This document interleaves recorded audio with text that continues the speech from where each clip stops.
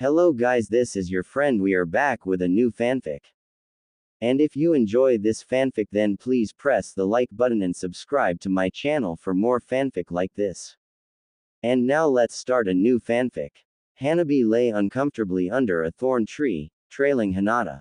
The cold wind and the thorns from the bush that were rudely poking her in some very sensitive places made her wish she had actually put on some sensible clothes before following her sister. Really, Hanabi, who follows someone around in extremely thin silk pajamas at 2 in the morning?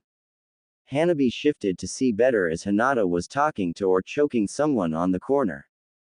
Hanabi sweared her older sister was a demon at sometimes.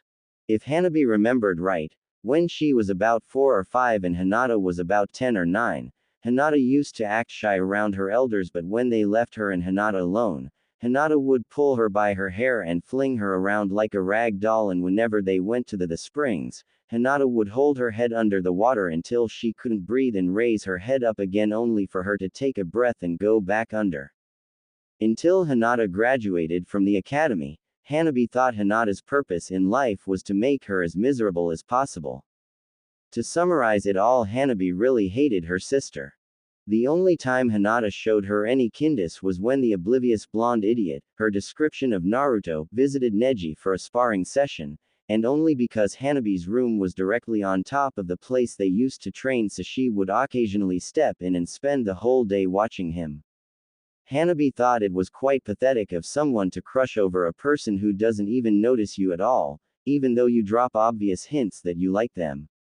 But Hinata had no experience with boys, which, in contrast to Hanabi who had countless experience with boys, made her panic whenever someone asked her out. Hanabi was getting quite bored laying on the tree branch and was pondering if she should go back home or not when a gust of wind threw a tsunami of dead leaves at her, blocking her view of her sister. By the time she cleared the leaves out of her face, Hinata and her mysterious figure was gone from the corner. Hanabi heard soft whistling coming at a steady pace and shifted her weight to see who it was, but the consequence of shifting her weight made the branch she was laying on crack. As she tried to steady herself and keep the branch from breaking any further, her shirt got caught in one of the thorns in the tree. Thinking on reflex, she pulled against it, which shifted her weight, which caused the branch to crack even more. And here we find Hanabi barely breathing in hopes the branch wouldn't buckle under her. "Oh, please don't crack, I'll burn you if you crack, so be nice and don't crack," Hanabi thought. She still could hear the whistling coming closer and started to pray that it wasn't someone she knew or that she wouldn't be noticed. The person who was whistling came into view and she saw that it was the annoying blonde that Neji sometimes sparred with. And so, once again, Hanabi began to pray that the branch would not fall and she along with it, but this ugly black cat that looked partially burnt ran right under her, leaving Hanabi with a lot of bad luck. Naruto, being oblivious of Hanabi in the tree, decided to approach the tree and he began to circle it. He stopped and, to Hanabi's luck, was standing right under the branch Hanabi was sitting on. Of course, Naruto, being Naruto, slapped the tree because he didn't like how it was looking at him. And because of that, the tree branch Hanabi was sitting on, praying it wouldn't fall, snapped and down came a cursing Hanabi, with a nice tear in her shirt, on top of Naruto. Now anyone who would have happened to pass by, though it was unlikely because it was 2-something in the morning, would think the two were doing something many would say was inappropriate for their ages. This is how it was. Naruto was laying on the floor all sprawled out with Hanabi's right leg embracing Naruto's left leg, her left hand on his chest and her right hand by his inner thigh. And to complete it, Hanabi's hair was all messed up, her shirt torn, revealing an ivory-colored smooth neck that screamed, "Come place a hickey on me, you know you want to," and she was breathing quite hard, which made her look like a damsel in distress. Naruto laid unmoving and looked dazed. His eyes wide and focused on Hanabi's eyes. So many thoughts ran through his mind, and the fact that she was wearing thin silk pajamas that stuck to every curve on her body, were not making them good thoughts. So, the two just stayed there unmoving, pale eyes looking into pretty blue ones. To add to their luck, Kakashi just happened to be on patrol and just happened to be walking down their street when he saw the two people in their position. He closed his Ika paradise and stood over the two saying, well, what do we have here? Quote. Naruto snapped out of his daze and looked up to see Kakashi looking back at him. Well, Kakashi asked, glancing from Naruto to Hanabi at back. The two on the floor looked at each other, then at Kakashi, and said, I think I can explain. They both tried to explain, disentangling themselves. I understand, Kakashi said, grinning. Next time you want to explicitly express your love to one another, do it in the privacy of a bedroom. And Naruto, I thought you didn't like the young ones.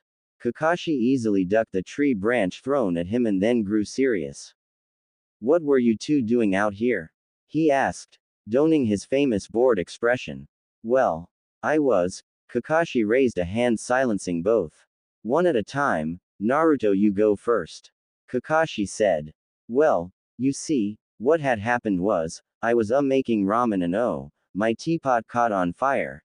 Yeah, that's it. And I tried to get water, but I forgot nobody paid the water bill for me, so I had no water. In a panic, I threw the flaming teapot out the window, but it hit a cat and the cat caught on fire. So I chased after the cat, and when I put out the flames I decided to take the long route back home and ended up here, then she fell on me. Naruto grinned at Kakashi. You have to be a complete dumbass to fall for that. Hanabi muttered. Okay, Kakashi said with a nod. Hanabi bit on her tongue to stop her from saying something to the copy ninja that she would later regret. And what about you? Kakashi asked, nodding his head in her direction. Hanabi pulled up her shirt to try and cover the parts of her that were visible. Well, Kakashi asked again. Hanabi couldn't think of anything to say. And she really didn't want to tell the Junin why she was really out here. So she used the easiest lie excuse, what's the difference? She could have come up with. I was doing a special type of Hyuga training that enhances my tracking skills. Hanabi said as calmly as she could. Kakashi looked at her with his one visible eye and cracked a small smile. Kakashi, thinking he could pay off his debt to Tsunade-sama and make Naruto miserable, decided to let them go but tell them a believable lie which would make their lives miserable and his life stress-free. Mostly he wanted to make Naruto miserable because Naruto told Iruka about the hidden cameras Kakashi had installed inside of Iruka's shower. Well, I could tell your father about this, and from what I hear, he has you on a tight leash, Kakashi said, looking at Hanabi, who tensed immediately, and I could tell Iruka or Jiraiya to not pay your water bill. Big meanie, Naruto mumbled. Hanabi, who was thinking of the punishments her father could give her if he found out, pleaded to Kakashi, saying, please don't tell my father. Naruto, seizing the chance to plead along with Hanabi, shouted, I need to bathe, Kakashi-sensei. It's been 3 days. Hanabi grimaced and took 2 steps away from the blonde. Kakashi stood calmly, staring at the two teens, which was intimidating and creepy because they could only see one eye. Well, I decided I won't tell your father, and I might let Iruka pay your water bill, but under one condition though. What? Both exclaimed. You have to clean Tsunade's office, which also consists of sorting and filing all documents in the proper cabinets. I'll do it, Hanabi said, eager to avoid any problems with her father. Naruto, on the other hand, had to think about this. Tsunade's office was a real mess and people really didn't notice it because she hid everything with genjutsu. Well, all 2 of you must agree. Naruto, Kakashi said, looking in his direction. Naruto looked at the Hyuga calmly staring at him, face expressionless. Naruto figured that she was most likely worried and hiding it. He had heard how cruel Hyugas can treat their own and felt sorry for Hanabi and said, I'll do it. Kakashi grinned, alright, meet me here approximately 7 a.m. And with that, he strolled off with Ika paradise in hand. Naruto, grinning at Hanabi, said, get ready to work, you're off tomorrow. He walked off whistling, wind ruffling his hair as he disappeared in the shadows. Hanabi looked up in the sky and asked, how bad can it be? She watched a black cloud cover the moon from her view and returned home. Where have you been, Hanabi? Hiyashi demanded. Hanabi felt a paralyzing fear settled on her as she stared at her father. She felt like slapping herself thinking back on how careless she was in sneaking back to her own house. Sure enough, Hanabi had gotten inside without disturbing anybody or alerting the guards. But she didn't make sure that her father was asleep before she left, which was one big mistake because she met him sitting on the staircase waiting for her. Hanabi calmed herself and tried to think of another lie, but she was coming up with blanks. So she decided to borrow a lie. Well, what had happened was that the teapot had caught on fire and... Don't lie to me, Hanabi. Hiyashi shouted. Damn, I thought that would have worked, Hanabi thought. So where were you, Hanabi? Hiyashi demanded again. Hanabi, thinking that this was all Hanada's fault, decided to kill two birds with one stone and get both of them in trouble. You see, I went with Hanada to the little 24/7 garment store down by the creepy Chinese restaurant, to buy some orange and black knee socks along with some bras and pantyhose. I went tonight because it was only a midnight to 2 in the morning sale. We would have asked you to join us, but I didn't think that you would have wanted to go in a store asking for pantyhose, bras and such. Hanabi told him. Is this true, Hanada? Hiyashi asked his eldest daughter, who was standing in the hallway. Hanabi turned around to see Hanada standing in the hallway wearing a nightdress and looking quite sleepy. Hanabi figured that Hanada was either hiding what she was really wearing with genjutsu or reached home before she did change and woke up their father. With her back facing her father, Hanabi quickly mouthed to Hanada to help and play along. Hanada nodded at Hanabi and walked next to her. Hanabi then turned around to face her father again. Well, Hiyashi asked. FFA father. Hanada stuttered, she's telling the truth. Hiyashi looked at Hanabi, who was focusing on a dead roach on the floor, feeling relieved and shocked that Hanada actually helped her.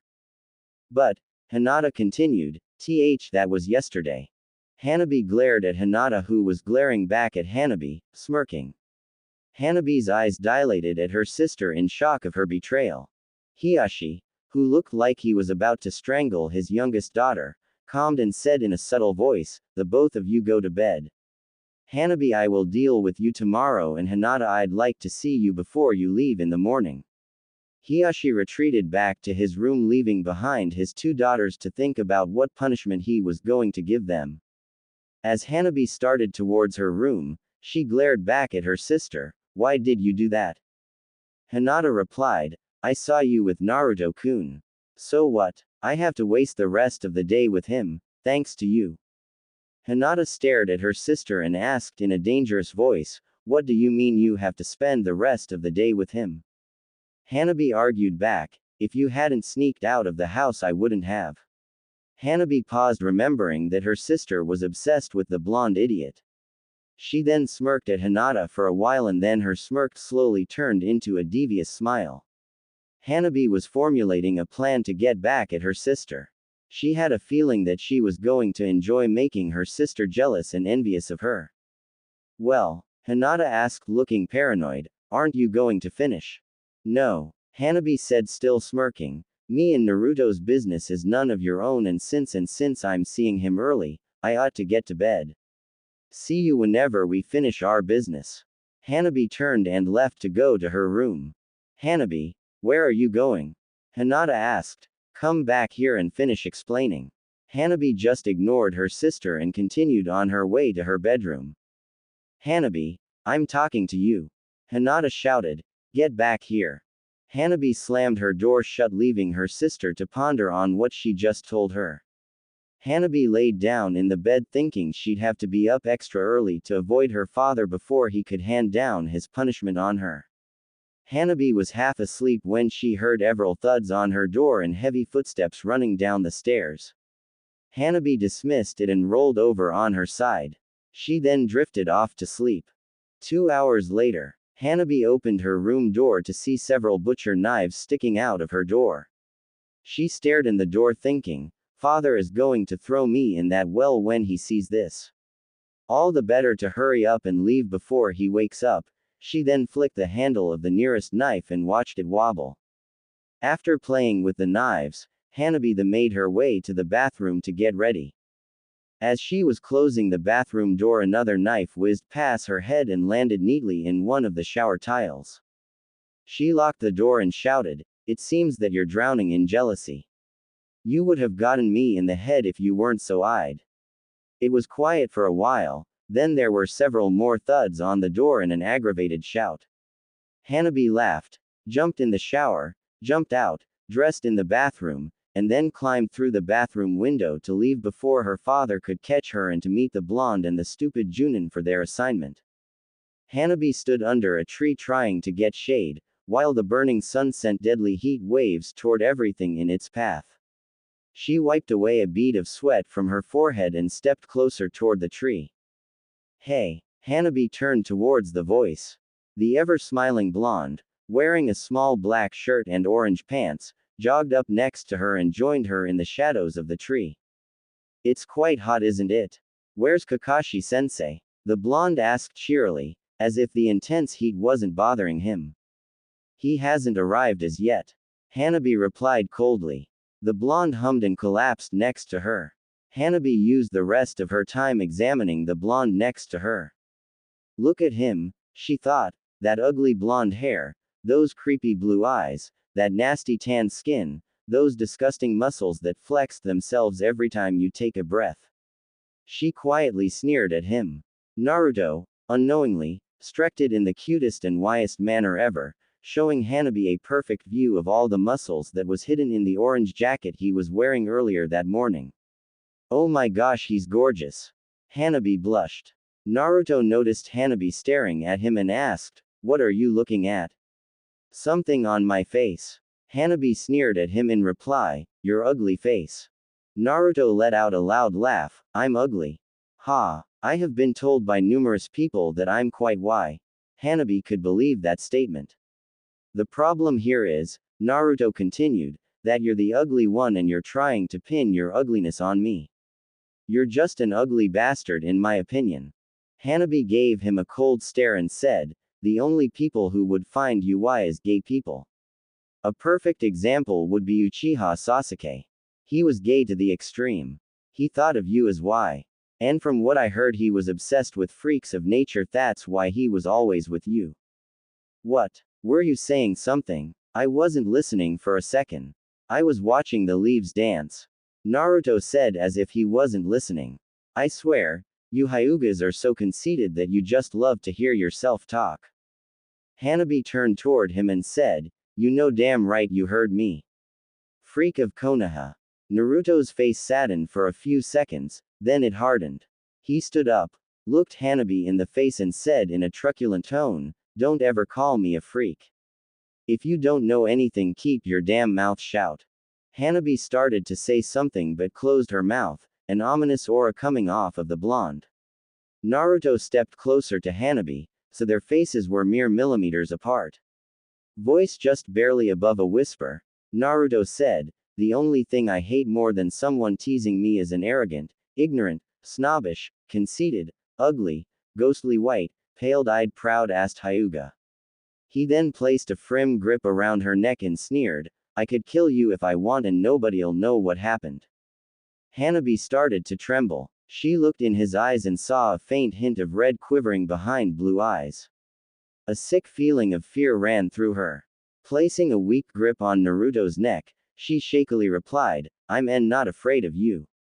Naruto snorted and took a closer step, pinning Hanabi to the tree. Summoning any courage from within her body, Hanabi screamed at the top of her lungs, "Rape! Rape!" Kakashi appeared from nowhere. "Rape? Is there something I should know or document for future references?" Naruto jumped back, releasing Hanabi, and was about to heatedly deny any accusations, but Kakashi raised a hand. "You have better things to worry about." He looked toward the stricken Hanabi, who was leaning against the tree for support, and said, "Sorry I'm late, I was chased and almost pecked to death by a bunch of pigeons." Hanabi, standing on her own now, gave the ninja a "you expect me to believe that crap" look. Hanabi glanced at Naruto, who appeared to be back to his regular smiling state, ominous aura gone. Kakashi approached the two of them and said, I do hope you two are ready to work, I'll assist whenever I can. Hanabi asked, exactly what are we going to clean at the Hokage's office? Kakashi, grinning, replied, you'll know when we get there. And Naruto, I need you to give Jiraiya something for me. I would do it myself, but you're the only one who knows where he is right now. Also, tell him Tsunade-sama has Hunter Ninja looking for him. He's always on the move. Naruto looked at Kakashi as if his head was dangling by his ear. Ero Sennin, you expect me to go to where he is staying? Ha, you wish, Kakashi-sensei. Every time I go there, some floozy tries to rape me. I refuse to step foot in that house of ill repute. Kakashi grinned at Naruto. He must have known Tsunade-sama was looking for him. Bekatsu, that'll be the last place she'll look. Naruto grimaced and Hanabi rolled her eyes. Kakashi then led them off toward the Hokage's office. Hanabi stood across from the two guards that were standing in front of the door that lead into the Hokage's office, waiting on Kakashi to tell her to come in. She wanted to know what's so special with Naruto that he had to go inside with Kakashi, and she stayed out. The door cracked open and a hand holding an orange book poked out, ushering her to come inside. The guards stepped aside and she walked in. The first thing that came to her mind was that this was going to be easy. The only thing that was in the room was a single stack of papers on the Hokage's desk. Hanabi glanced at Naruto, who was at ease in one of the chairs placed in front of the desk, and Kakashi was standing at the door reading his orange book. Hanabi glanced at the Hokage and instantly felt afraid. This was the first time she ever saw the Hokage in person. Blonde hair, kinda tall, and a stern face. Yep, Hanabi thought, this is no lady to mess with. Tsunade studied the young Hyuga that was looking at her. She then leaned on her desk, propping her chin with her hands. Hyuga, Hanabi, I presume? She asked. Yes, Hokage-sama, Hanabi said while bowing, not forgetting her manners. So I hear you and Naruto are going to clean my office. Tsunade started. I'm not going to be here to watch you, so I would like to see it in order and nothing missing when I return. Standing up while cracking her knuckles, Tsunade said, if I find that anything is missing upon my return, you and Naruto will face dire consequences. Hanabi was having a hard time keeping herself calm and not shaking with fear. She nodded at what Tsunade just said. Dire consequences, Tsunade repeated. She punched the wall to enforce her point and Hanabi jumped. Naruto let out a snort saying, ha ha ha ha, you're scared of Oba-chan. Tsunade glared at Naruto and he immediately shut up. She removed her hand from the wall, showing the small crater she had created. Hanabi, wide-eyed, took a step away from the Hokage, who was now walking towards the door. Come on, Kakashi, the Hokage said, let's play a game of poker while they clean my office. I don't think so. I lost the last time, came Kakashi's reply, still reading his orange book. Oh well, Suan said, walking out the door. The stakes were going to be how and where Iruka spends his week vacation starting tomorrow. Kakashi immediately shut his book and followed the Hokage out the door, saying, on second thought, I do have a little time. The door shut behind him, leaving Naruto and Hanabi alone in the room. Hanabi walked towards the Hokage's desk and examined the single sheet of paper placed on Tsunade's desk. She picked it up and read it. I'm placing you in charge of this mission, Hyuga Hanabi. I expect everything to be cleaned inside and out and be put back in place upon my return. After you and Naruto finish cleaning, try to persuade him to take some pills I have hidden under my desk, or, an alternative to the pills, I have a needle injection right next to the pills. Good luck trying to wrestle him down if you choose the needle. He has to eat first. Do not let him see this note. In fact, dispose of it once you read this. And remember, there are dire consequences if you fail to clean my office. P.S. Get him to take those pills, by all means necessary. He will refuse to take them. The fifth Hokage of Konoha. Hanabi tore the note in half and threw it in the garbage. She started to walk towards the stack of papers behind the desk when she noticed that Naruto was watching her and had been since she stepped in the office. She stopped and turned to face him. What? She asked him. Naruto looked at her with big blue eyes and said, nothing. I just don't like you. Hanabi said. And I don't like you, but this office has to be cleaned. So, let's just call a truce for time being so we can get this office clean before the Hokage comes back. So, truce or not? Naruto leaned back in his chair and pondered if he should just duck out and leave her with all the work, but Tsunade might come looking for him if he left. Think of it in this sense, Hanabi started, if you help me clean this office, you won't have to see me again.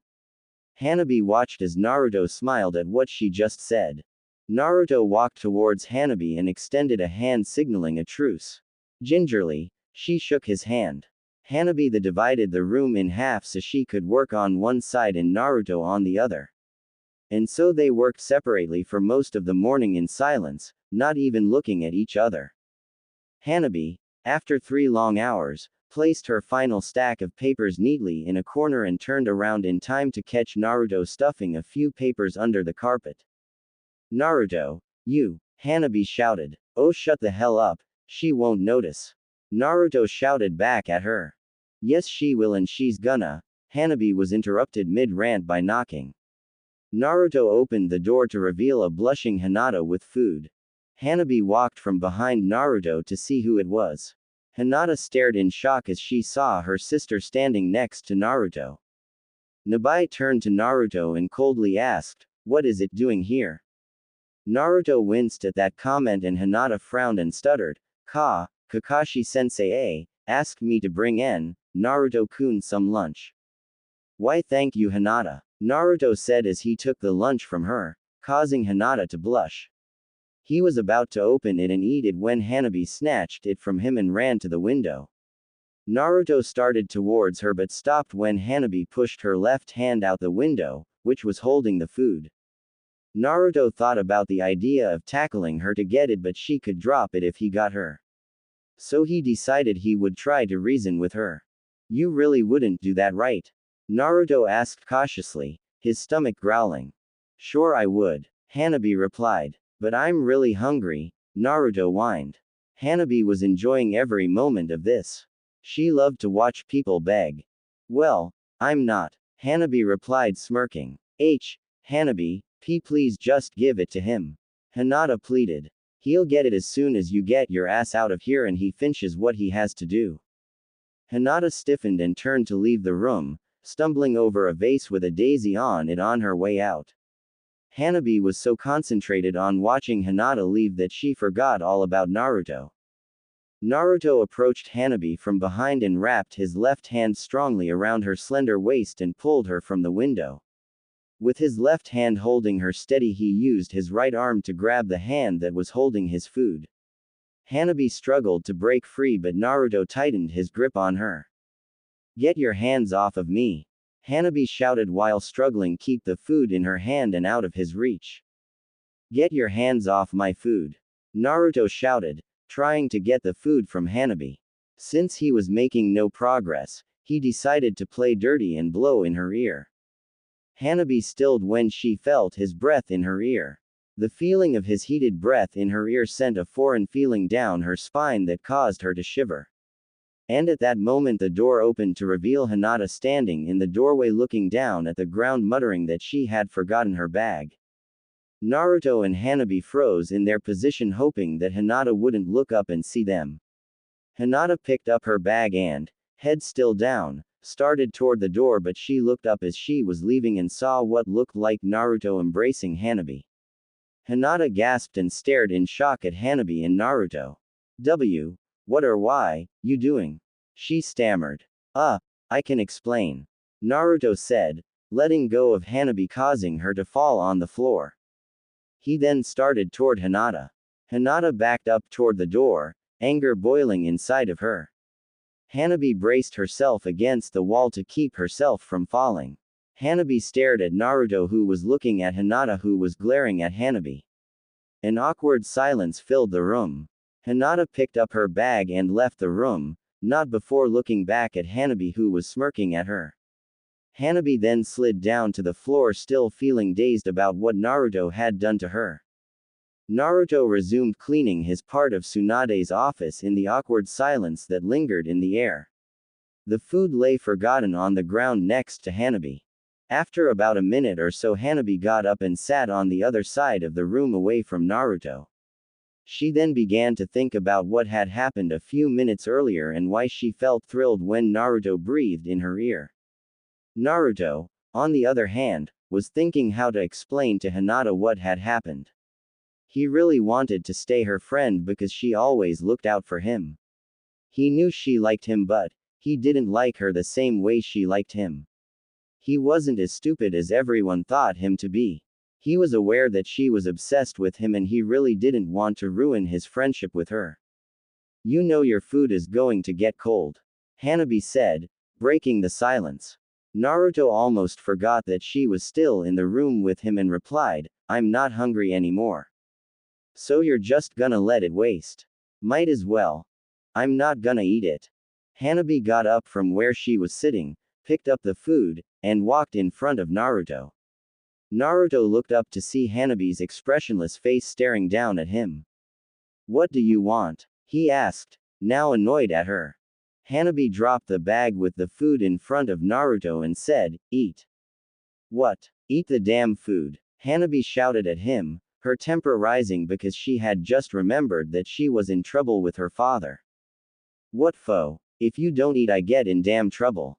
"What for?" Naruto snapped. "Hokage-sama instructed me to tell you to take some pills help strengthen your body," Hanabi said, conveniently leaving out the needle injection part. She then digged around in her pocket and pulled out a yellow bottle with pills and handed it to him. Naruto snatched them from her, a little embarrassed that Tsunade told her about his pills, which he hated because they had side effects that reacted as soon as he took them. He didn't want to take them in front of Hanabi because it could and most likely would lead to embarrassing events. "Well?" Hanabi asked. "Well, what? Aren't you going to take them?" "Sure I am." Naruto got up and made his way to the window with the food, muttering about needing fresh air to eat. Hanabi, who was warned that he would show resistance in taking the pills, prepared the needle while his back was turned to her. Naruto peered out the window to see if anyone was walking below and threw the pills and the food out the window. He heard the door click and turned around to see Hanabi standing in front of the door, with the needle in full view. We interrupt this program to explain why Naruto needs these pills or the injection. Now, since Naruto eats only ramen, he would naturally lack all the other minerals and vitamins found in other food like fruits and veggies. So being the loving Hokage she was, Tsunade made these pills and the injection that supplies Naruto's body with all the vitamins and minerals he misses. For the record, let's just say Naruto has a fear of needles and Hanabi has an obsession with them. We now go back to the story. Sorry for any inconveniences caused. Naruto started to back away from Hanabi saying, Now Hanabi. Let's not do anything rash." Hanabi smirked and slowly made her way toward him. The only escape between Hanabi and the needle was the door, which she conveniently locked behind her. The window was too small for him to fit through. "Well, Naruto," Hanabi started, "we can do this the easy way or the embarrassing way."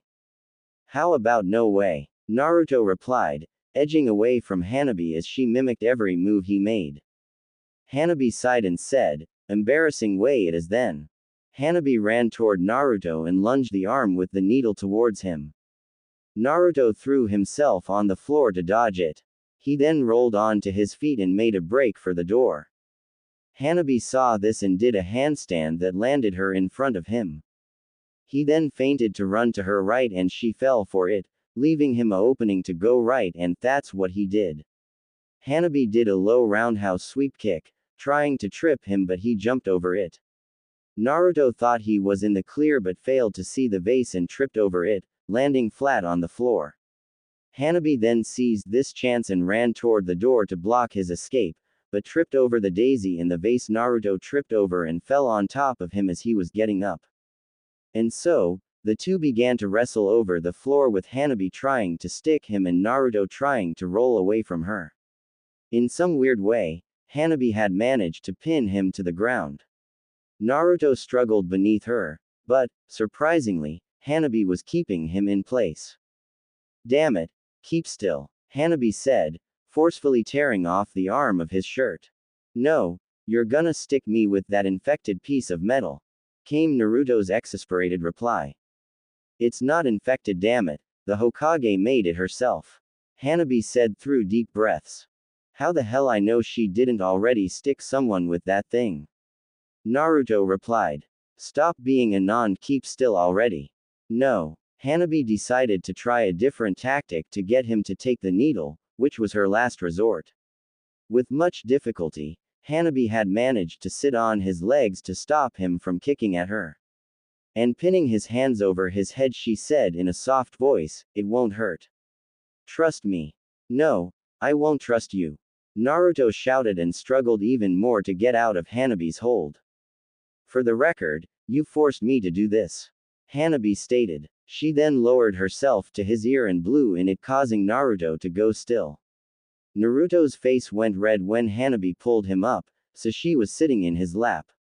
She then wrapped her legs tightly around his waist, loosened the top button of her shirt, ruffled up her hair, wrapped her hands around his neck and positioned one so that the needle was right behind his arm, and pulled herself closer, molding their bodies together. Naruto, who was barely breathing, remained still. Their bodies was so close that he was smelling her hair, which reminded him of the forest. He was so dazed about how close their bodies were that he didn't felt the small prick on the back of his arm. Hanabi lowered her head to his ear again and whispered in a sultry manner, "Now that wasn't so hard." Hanabi's face turned a deep crimson, resembling Hinata when coming in close contact with Naruto, as she felt something warm and hard throbbing against her inner thigh. She froze and looked at Naruto, who was blushing furiously. He opened his mouth to say something but nothing came out. And at that moment, the door just happened to swing open and there were several gasps as "Oh my. Are we interrupting something? How rude of us," Kakashi said, grinning at the couple on the floor. Hanabi, what or why you doing? Hinata stuttered, as she stared at her sister in disbelief, her face going red with anger. Naruto was hers and she'll be damned if she let anyone take him from her. What does it look like I'm doing? Hanabi said, pulling herself off of Naruto. Sakura, Kakashi, and the two guards took a step away from Hinata as a feeling of murderous intent rolled off of the girl. Naruto got up and grinned at them, saying, "It isn't what it looked like. She just wanted me to take a shot." Sakura pointed a finger at him and asked, "Well, if you were supposedly taking a shot, where is the needle?" Hanabi rolled her eyes and held up the needle for everyone to see. Kakashi nodded his head at Sakura and said, "Okay, if that's what you want us to believe, we'll believe you." Naruto eyed Kakashi suspiciously and asked, "Are you trying to imply that I'm lying, Kakashi-sensei?" Kakashi smirked and said, "I'm not implying anything, just saying that you want us to believe what you said." Naruto replied, "I'm not lying. I'll tell you exactly what happened." Shut up. Hanabi interrupted, "Can't you see he's just trying to get you to say something?" Aha! Sakura shouted, "So there was something going on in here." "No, there wasn't," Hanabi snapped. "Looks like you're hiding something from us, Hanabi." Kakashi teased. "I'm not hiding anything, damn it," Hanabi shouted. "Well, that's what it sounds like," Sakura said. Kakashi raised his visible eyebrow at Hanabi. "Naruto, are you sure you two weren't doing anything like last night?" Kakashi asked. Sakura eyed Kakashi incredulously and said, "Wait a minute, they were doing something last night." "Exactly what was it?" Kakashi grinned and replied, "You mean he didn't tell you?" "Well, I'm shocked. You see, Sakura, I was on patrol last night and I just happened to meet these two under a tree. It seems like they were about to get busy. If you know what I mean." Hinata's hands turned into fists, as she stared at her sister. Sakura looked at Naruto in disbelief. "How come you didn't tell me about that?" "Unbelievable. I could use a drink. It wasn't like that either. It was an accident. Kakashi-sensei, I hope you die a slow miserable death. Naruto said. I'm telling them how I saw it. Kakashi said, didn't I tell you to the next time you want to express your love to one another to get a room? We're in a room. Naruto snapped, I mean it wasn't like that. So you two were about to get busy on the floor. Sakura said accusingly. No we weren't. I would never dream of doing anything like that. Naruto shouted, pointing at Hanabi, I have better taste. Excuse me, Hanabi shouted, looking at Naruto. Naruto turned toward her and said, I wouldn't. Who would be desperate enough to do something like you? Hanabi replied sharply. Naruto ignored her comment and looked back at Kakashi saying, besides, she was coming on to me. I would never. I'm not that desperate. Do I like Hinata to you? Hanabi shouted at him. Everyone inside the room, except Hanabi and Hinata, winced. Naruto looked at her accusingly. Don't try to lie. You did come on to me to try to get me to take the needle. It wasn't. I only did that because you forced me to. Hanabi said. Naruto let out a laugh and said, I forced you. I was trying to get away from you. You were the one who pinned me to the ground and tried to rip off my shirt. Hanabi was speechless. He had her there. Kakashi had quietly summoned a video camera and started recording. Damn, he was going to enjoy every moment of this. Sakura stared at Hanabi and said, I don't know which one of you to believe. I really need a drink. Hanabi glared at Naruto and let out a frustrated yell, I really dislike you. Naruto looked at her and asked, do I look like I give a damn? Hanabi walked closer to Naruto and whispered to him malevolently, this isn't over. I'm going to hunt you down and then slowly kill you. You better watch out from now on. Naruto shivered and took a step away from her, you won't find me.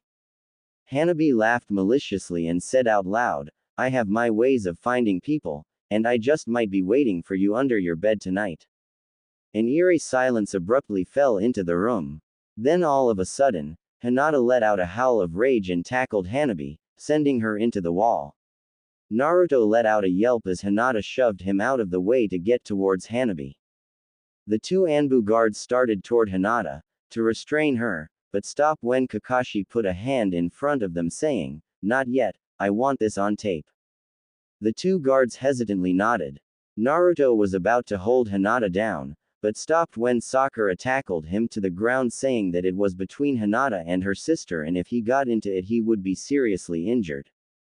Naruto stopped struggling and allowed Sakura to drag him out of the way of the two fighting Hyuga. Hanabi got up and stared at her sister in rage. She ran toward Hinata and delivered a sweet backhand slap to her face sending her to the ground. Hinata let out a yell and kicked her sister in the ankle making her fall onto the ground. She then pounced on top of Hanabi, giving her a fury of slaps and scratches.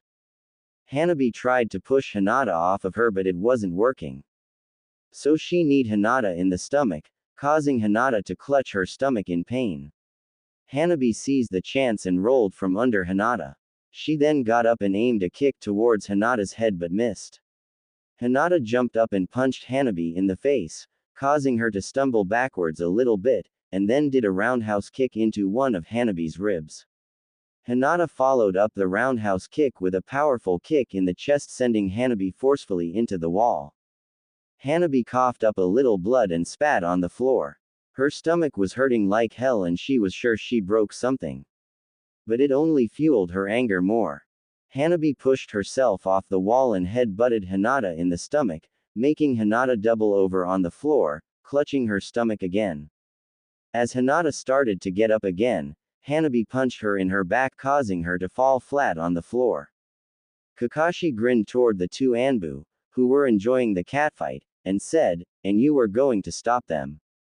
The two Anbu shrugged and started to cheer for Hanabi and/or Hinata. Sakura and Naruto were into much shock at Hinata to notice Kakashi recording the fight and the two guards cheering on. Was this the sweet, shy and innocent Hinata they knew? What happened to the timid girl with the stutter and extreme lack of confidence? Do you know how long I wanted to do this? Do you, bitch? Hanabi shouted as she grabbed Hinata's hair. Yay, verbal violence. Get your hands out my hair, whore. Hinata shouted at her sister. Make me. Hanabi shouted back. Hanabi then pulled Hinata up by her hair and slammed her face back down to the ground. Hinata tried to make a grab for Hanabi, but was out of her reach. Still holding her hair, Hanabi picked up her sister and rammed her into Tsunade's desk. Hinata slid to the floor and tried to roll away, but Hanabi wasn't done yet. Anbu guard number 1. Yeah. Sweet. Aim for the chest. Anbu guard number 2. Woo. Bitch slap her. Damn. They should have been fighting in the rain. Hanabi pulled on her sister's hair, causing her to yelp. She then pulled up head up so Hinata was looking in Hanabi's face. Blood was slowly trickling down from a cut on Hinata's head. Good, you're bleeding. Now this shouldn't hurt, Hanabi said mockingly, picking up Hinata by her hair again. Hanabi then punched Hinata on the nose and threw her forcefully into the wall. Hinata felt pain shoot through her face as she wiped the blood that was threatening to go into her eyes. She was sure something was broken in her stomach as it hurt for her to move. Hinata launched herself toward her sister saying, "You're the biggest whore I know."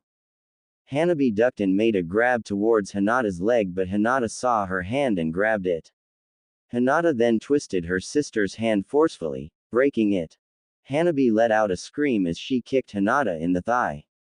Hinata took the kick and grabbed onto Hanabi's hair. Payback time, Hinata shouted as she sent Hanabi into the desk. Hinata picked her sister up by her hair again. Hanabi then head-butted Hinata in the nose, causing blood to flow out. Hinata staggered back a little bit. Hanabi, using her good hand, slapped Hinata and grabbed onto her hair. Hinata held a hand to her nose, in an effort to stop the bleeding, and used her other to pull on Hanabi's hair. Hinata then sent a chakra-enforced kick into Hanabi's stomach, causing Hanabi to cough up a mouthful of blood and let go of Hinata's hair. Hinata smirked as she sent the final blow to Hanabi's stomach, sending her forcefully into the wall, spewing up blood as she went. Naruto was awakened out of his daze as he watched Hanabi slam into the wall, cough up blood and slowly slide down to the floor. He then shook Sakura so she could have gotten up out of her daze. Hinata slowly made her way towards her sister's semi-conscious body. Her head was killing her, her nose broken, and probably her ribs were busted, but she didn't care. She was angry as hell, and the thought of her giving her sister what she thought is requital for coming on to Naruto, you know, if you take out the to that would sound so wrong, just made her feel excited. Ignoring the killer pain in her stomach and head, and fueled by rage, Hinata took out a kunai from her pocket and rushed toward Hanabi, ready to make a clean cut through her throat. Hanabi saw Hinata rushing towards her with the kunai and tried to move but couldn't. Her body was in so much pain that it just went numb and refused to budge. Hanabi shut her eyes as Hinata approached with the kunai, ready to strike. Hanabi waited for the kunai to make contact with her body, but it didn't. She cracked open one eye to see Naruto holding back a struggling Hinata, frowning at her. Hanabi let out a sigh of relief. She was going to be alright. At least that's what she thought before Hinata sneaked a leg around Naruto and kicked Hanabi in the head, knocking her out cold. Naruto, who was suddenly angry at Hinata for some reason, flung her on the ground and went to Hanabi's aid. Just looking at Hanabi told Naruto that she needed medical attention. Naruto gave Hinata a cold look before running out the door with Hanabi in his arms. Hinata got up to follow after Naruto, but stumbled and fell unconscious due to the head wound that was decreasing the amount of blood going to her head. Sakura had managed to catch her before she fell to the floor. Giving Hinata a look over, Sakura motioned for Kakashi to come help her. She needs medical attention. I haven't learned how to deal with head wounds yet. I'll meet you in the emergency room at the hospital. I'm going to go ahead of you and notify the charge nurse on the situation, Sakura said. And with that, Sakura ran out of the door as fast as she could. Kakashi picked up Hinata and turned to the two guards saying, "I'm taking her to the hospital. Just clean up the blood stains before Tsunade comes back, I'll deal with the rest later." I would help you, but as you can see, my hands are full. I'll repay you back some way. The two guards opened their mouths to protest, but Kakashi was already out the door. Damn. One of them said, I should have figured he'd dump this on us. Oh well, the other said, let's get this done quick. I don't want to be around when she comes back and sees her office in a bigger mess than she left it. The other guard shuddered and they both went to work. Naruto uncomfortably sat in a broom closet that served as an interrogation room. When he had entered the hospital with Hanabi in his arms, shouting that he needed a medic ninja immediately, the nurse sitting at the desk screamed for security. And in less than 10 seconds, Hanabi was in a stretcher and was being shuttled to the operating room while Naruto found himself on the floor. The guards had bound his hands and feet with rope and carried him to the head of the security department, who threw him in a dimly lit broom closet. And so Naruto uncomfortably sat in the chair, waiting for someone to come and cut him loose. The door opened and a lanky brunette came inside, cut him loose and told him he was free to go. It's about time, Naruto said, rubbing his wrist. The brunette smiled at him and said, we usually keep people in here for at least 18 hours before we get around to questioning them. You're lucky. Naruto shuddered. He was about to ask the lady something else, but he remembered about Hanabi and bolted out the room, heading to the front desk to ask the nurse about Hanabi and give her a piece of his mind. Kakashi walked out of the emergency room feeling quite happy with himself.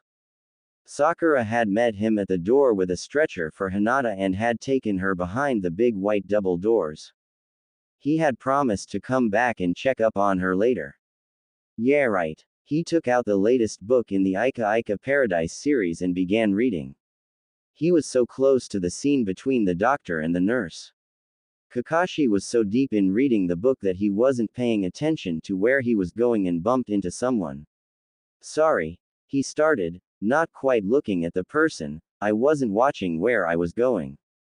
And you're still not watching where you're going, you perv. Kakashi took his eye off of the book and turned around to see Iruka grinning back at him. Oh goody. Just the person he wanted to see. What you been up to? Iruka asked him. Oh, nothing much, just watching to young ninja duke it out in Tsunade's office. Was she there? Kakashi shook his head. Oh, I wanted to ask her how long my vacation is. Iruka said. Kakashi grinned at him and said, oh, I know all about your vacation. Iruka gave Kakashi a questioningly look. Kakashi grinned even more. You mean she didn't tell you? Oh, very well, I'll tell you. Your vacation belongs to me. Iruka let out a laugh and asked, seriously? Seriously? Kakashi replied. Iruka stared at him incredulously and asked, what do you mean it belongs to you? It means it belongs to me. You see, dearie, Tsunade was bored and she asked me to a game of poker. I won and she lost. In other words, the stakes were where and how you spend your vacation. Iruka let out a feverish laugh and asked, you mean she betted my vacation?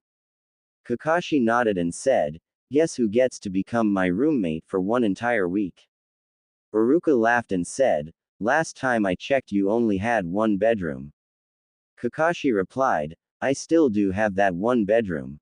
But don't worry, I don't mind sharing, wink wink, the one bedroom.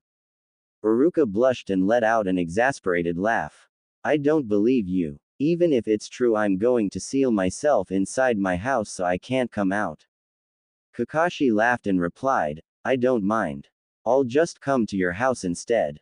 Kakashi then left a speechless Iruka standing on the sidewalk. What the hell happened to my office? An enraged Tsunade asked Shizune. I don't know, Shizune replied. Tsunade walked through her office. It was more of a mess than she had left it. Is that a blood stain? Tsunade asked her. Sure enough, there was a smudge of blood on her carpet. What the hell happened to my desk? Tsunade stood over her desk that was leaning on the floor, one side of it broken. Shizune carefully backed away from Tsunade. The woman had a temper and right now she didn't want it focused on her. Shizune. Tsunade shouted. Get me Uzumaki Naruto and Hyuga Hanabi right damn now. Now. Now Tsunade-sama, let's not do anything rash. You don't know if they did this or not. Shizune reasoned. I don't care. I want her over my fireplace. Calm down, Tsunade. Besides, you don't have a fireplace. Shizune said. Shizune realized she said the wrong thing when Tsunade picked up the broken piece of the desk and turned toward her. Grinning out of anger, Tsunade shouted, Shizune, your head is mine. Shizune let out a squeal as she bolted out the room, Tsunade heavy on her tail shouting at people to get out of her way while knocking things down with the broken piece of desk in her hand.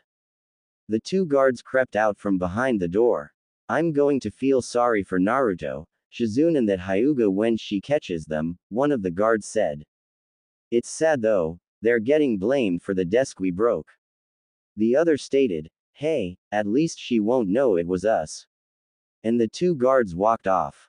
In the gardens of the Hyuga estate. Hiyashi, what's wrong? One of the elders asked.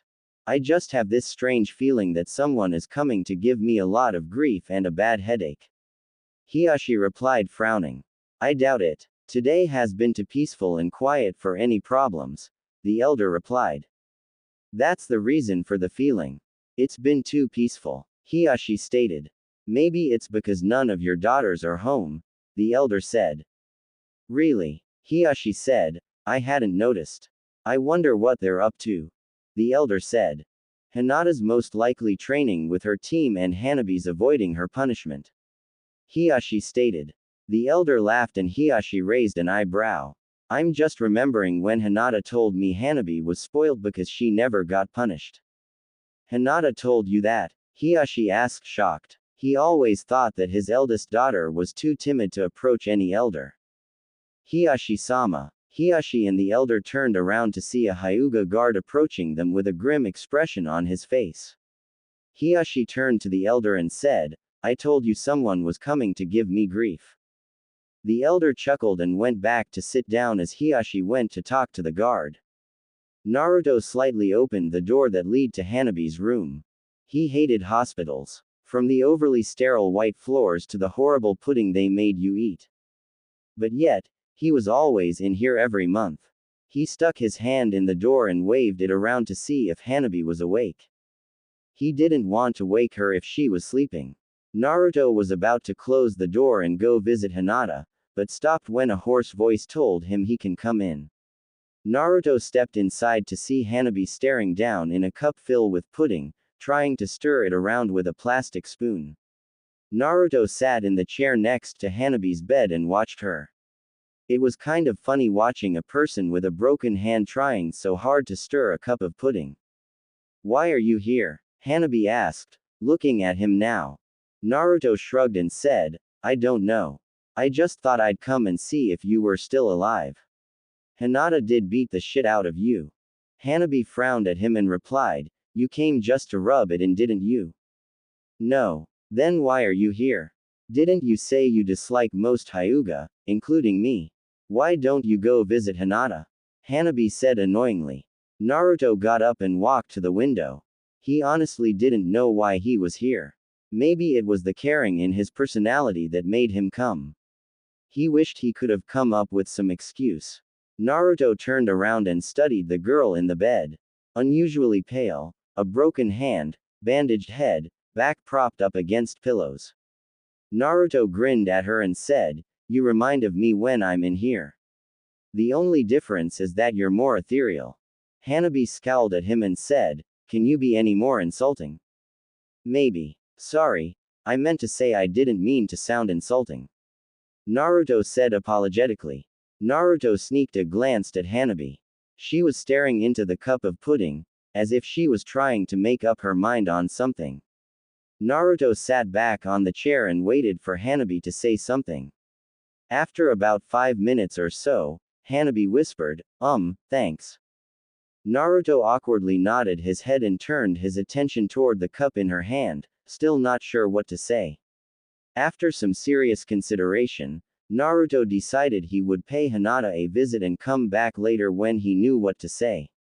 Naruto was about to go close the door behind him, but stopped when Hanabi called him. He stuck his head back in the door and asked, you want something? Hanabi looked at him somberly and asked, "Why?" Naruto replied by giving her a puzzled look. "Why did you help me? Why did you come back?" Hanabi asked. Naruto gave her a slight smile and said, "I'll tell you why when I find the answer myself." He then closed the door behind him and left Hanabi to muse about it. Naruto sighed and made his way towards Hinata's room. He was hoping that someone else would be there with him so she wouldn't ask him any awkward questions. He wanted to make this as quick as possible. He would pop in, ask if she was okay and disappear. He would ask why she did that to her sister later. Naruto approached Hinata's door. Taking a deep breath, he knocked on the door and waited for an answer. "Are you going in or not? You're wasting valuable space," a voice coolly said behind him. Naruto froze. He knew that voice very well and hated the person it belonged to. Naruto turned around and stepped to the side to see Hiashi Hyuga giving him a look of disapproval. Naruto returned the gesture by giving the man a look of antipathy. He really hated the man and his hands itched to punch him in the face. "Why are you here? Don't you have enough people at your estate to scare?" Naruto asked as calmly and coolly as he could. He didn't want the Hyuga to know he got under his skin. "It's none of your business. And obviously I'm here to check on my daughter," Hiashi replied grimly. Naruto edged his head to the side and in a sarcastic, mocking manner replied, "Oh my gosh. He does have a heart." Hiashi took a deep breath, trying to maintain his composure. Of all the people in the village, Hinata chose this one as a friend. How he yearned to beat the hell out of the boy. At one point in time, Hiashi was thinking of having the boy assassinated. But as he had thought about it more, he realized that it was hopeless. The boy had been protected by every Hokage in the village from the third and up, including the two Sannin. Hiashi ignored the comment, rudely shoved past Naruto and made his way down the hall Naruto had emerged from. "Where are you going? Hinata's room is right here," Naruto asked him somewhat perplexed. Hiashi calmly replied, "I know her room is there, you abomination. She isn't my only daughter. Besides, I might admit you into the hospital myself if I am to be in the same room with you." Naruto laughed and retorted, "You wish you could hag woman." Hiashi disregarded Naruto and proceeded towards Hanabi's room. Hinata quickly turned her head when she realized she was gazing at Naruto instead of the door. She was so caught up in her thoughts that she didn't notice when he opened the door. "Should I come back later?" Naruto cheerily asked, hoping she said yes. "No, why, you can stay," Hinata heard herself say. She didn't have the heart to tell him go. Besides, she was lonely. Her only company was the nurse who gave her medicine and she didn't even like her. She had a creepy cackle and a sinister hairstyle that terrified Hinata. "You feel okay?" Naruto asked, wanting to clear things up with Hinata before anything else awkward happened. The quicker he explained what really had happened, the quicker he could leave and resume his life. He wouldn't even be in here if it wasn't for Sakura. He would have used Jiraiya's tactic to avoid and evade. Then he wouldn't have to talk to Hinata at all. Of course he suggested this to Sakura, but she was like, "Naruto, how can you be so selfish? Think of how Hinata must feel. Now go upstairs and talk to her." So here he was, confronting with this gauche problem. "I only came to see how you were doing and to explain what really happened between me and Hanabi in Tsunade's office," Naruto said, getting straight to the point and making himself comfortable in a chair next to Hinata's bed. Hinata let out a sigh of relief and said, "Oh, I thought you came to ask me why I attacked Hanabi." Naruto shook his head and replied, "Whatever grudge you have against your sister is none of my business." "Oh, okay," Hinata whispered, face red from embarrassment. "Anyway, what had happened was," Naruto started, "Granny Tsunade left Hanabi a note stating that she makes sure I take the needle, but I didn't want to. I started running away because Hanabi was chasing me with the needle, but I tripped over a flower pot and Hanabi tripped over the same flower pot and fell right on top of me."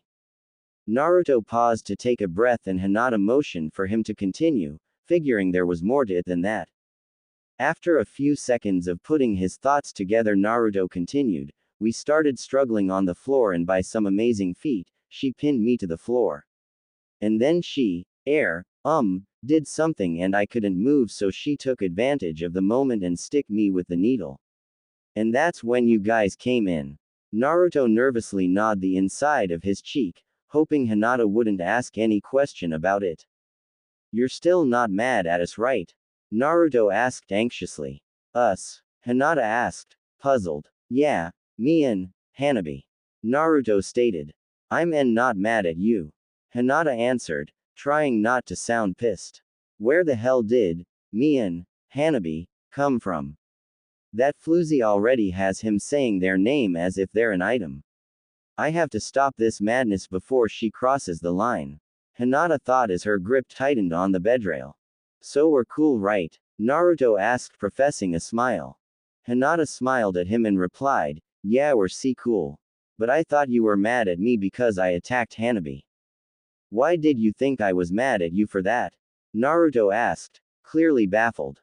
You kind of gave me a cold look before you left. Hinata replied, staring down into her lap.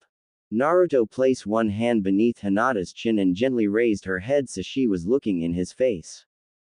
Naruto smiled at her and said, I didn't mean anything behind it. I guess I was just a little mad that you attacked her. She was just trying to shut me up. That little bitch has him defending her now. Oh, now she has crossed the line. Hinata thought. Naruto let his hand fall to his side when he saw hate and anger flashed in her eyes for a second. I mean, she did provoke you. But I'm not mad at you. Naruto hastily added. Hinata muttered something and started cracking her knuckles.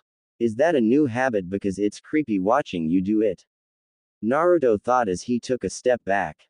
Well, Naruto started, Sakura's waiting on me, so I better get going. Naruto started toward the door. Naruto-kun, can I ask you a question before you go? Hinata asked shyly. Sure, ask away. Naruto answered, eager to leave.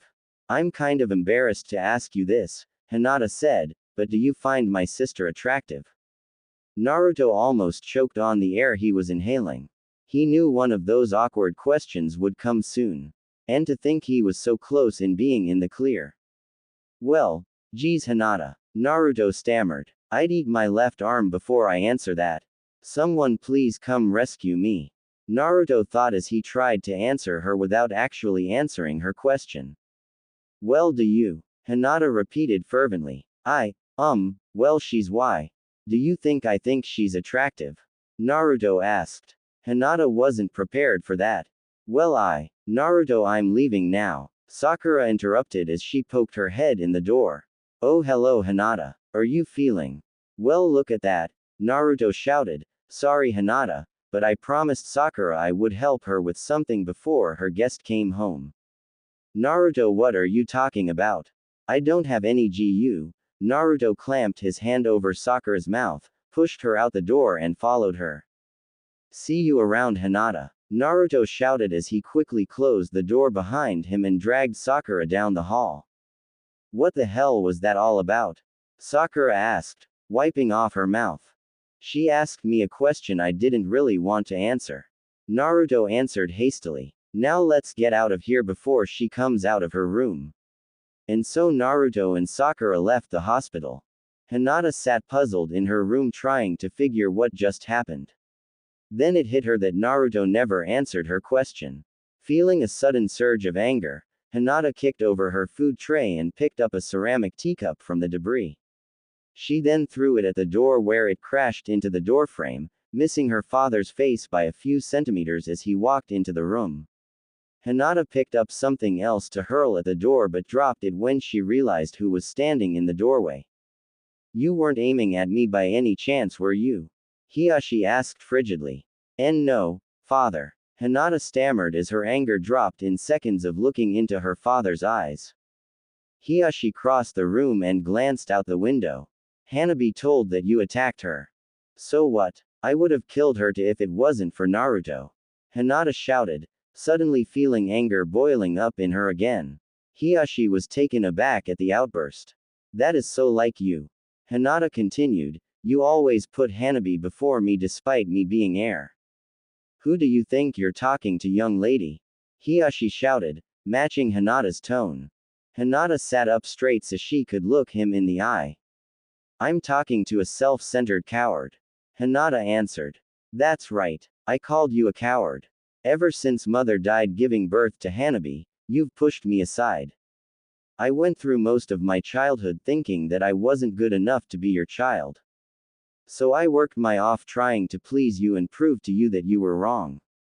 But regardless of how hard I worked, of how many things I have achieved that raised the power of the Hyuga name, I never seemed to catch your eye. And so I wondered if something was wrong with me. But then Neji showed me a picture of you and mom, and that's when it hit me. You kept me at a distance because I remind you too much of mom. You never got over her death. You can't deny it. You yourself know what I'm saying is true. Hinata watched her father braced himself against the window pane as a storm of emotion took over his face. You have no right to say that. I'll tell you why I pushed you away. It was because you were too weak and pathetic to live up to the Hyuga name. Hiashi snapped. Hinata snorted and replied, that's bull and you know it. If I'm so weak and pathetic to live up to the Hyuga name, then why is your so-called true heir suffering from more damage than me? And you know what else I figured out? That you're afraid. That's why you've been so hard on me lately. You've been afraid ever since I became a Junin. You're afraid of losing your control over me, which you have, by the way. I'm not afraid of you anymore. I can stand on even ground with you now, and that's the truth you're running from. Hiashi laughed and said, you're weak and pathetic. You've always have been, and nothing you can say can change that. I'm not afraid of you. In fact, you're afraid yourself. You want to believe those words that you can stand on even footing with me, but you can't because you yourself know that you're too weak and pathetic to do it. Hinata lay back down in her bed and replied, if you want to believe that crap you're saying, go ahead, I won't. But you wait and see, I'm going to destroy you from the inside out. Are you threatening me, Hinata? Hiashi asked quietly, giving her his famous glare that made most people tremble. Except that it wasn't working on Hinata at the moment. Hinata simply replied, no, it's not a threat. It's a promise. Now remove yourself out of my presence. Now this pissed Hiashi off. No one ever dared to order him around. Hiashi slowly walked to the foot of Hinata's bed and said, who do you think you're talking to? I order you, not the other way around. Hinata smirked, from now on, it's the other way around. You must have forgotten. I'm 21 now, and since I'm heir I can claim my position as head of the clan at any moment I choose. Besides, you lost your power and authority over me when you pushed me away and embraced Hanabi. Now leave my room before I summon security personnel to escort you out of my room and off the premises. For a moment Hiashi was dumbfounded, he couldn't think of anything to say or do. We will discuss this later. Hiashi said as he exited Hinata's room, slamming the door behind him. Good riddance. Hinata shouted at the door. It's going to be easy to destroy him when I take over, and the only setback is that thing they pass as my sister, but I can take care of that. Hinata thought as the medicine worked its magic and put her to sleep. Hinata rolled over as a hand caressed her cheek. When will you show this bold side of yourself to me? A voice fondly said. After a few seconds the person placed a kiss on Hinata's forehead and whispered, sweet dreams.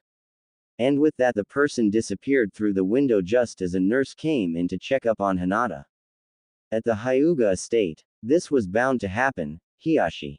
The elder said, smiling. It was just a matter of timing is all. Hinata has been planning this for years. I'm just surprised she hadn't executed her plan the day she turned 21. You knew about this? Hiashi said, fuming. Of course I knew. I know everything that goes on in this estate. You'd be surprised too at most of the things that go on. Her plan at first was only to force you into an early retirement, but she added a few things to her agenda. The elder said, fluffing her hair. I must say though, when she becomes clan leader she's going to break all traditions. You mean if she becomes clan leader? Hiashi said, rubbing his temple in an effort to calm his nerves. The elder chuckled. I meant it when I said when. Her plan is almost flawless. I don't suppose you want to tell me her plan? Hiyashi asked. The elder cackled and replied, Nope, but I will tell you that the only flaw in her plan is her sister. Ah, a female clan leader. A dream come true. Hiyashi rolled his eyes and headed toward his room. Damn, I intended to be clan leader for a few more years to come. I can get rid of her, but it'll be risky. I have good news for you, Hyuga-san. Hanabi winced as the overly jubilant nurse rebandaged her arm. 5 days in the hospital had made her snappy, miserable, and bored as hell. The only thing that occupied her time was trying to figure out who sent the 2 bouquets of flowers 4 days ago. She had woken up one morning and there were a dozen yellow roses by her window. The roses startled her and she wondered who sent them because as far as she knew she had no friends and her family didn't care enough about her to send her flowers. She didn't bother to ask the nurses because she thought they were too nosy for their own good. So she dwelled in the fact that somebody appreciated her. It was nice to know that someone cared. She glanced at them again and immediately winced. They hurt her eyes if she looked at them too long. They were like a tiny sun constantly radiating sunshine. Even when she went to sleep in the night it hurt to look at them. The day after she got the yellow roses, a dozen black chrysanthemums were delivered to her door with a card that read, Die wench. She had a nasty feeling that they were from Hinata. The nurse patted her freshly bandaged arm. Hanabi had almost forgotten the nurse was there. Anyway, you're being released today. And you can take this cast off in an hour. The nurse said smiling, Try not to come again, okay? Hanabi nodded her head and the nurse left the room.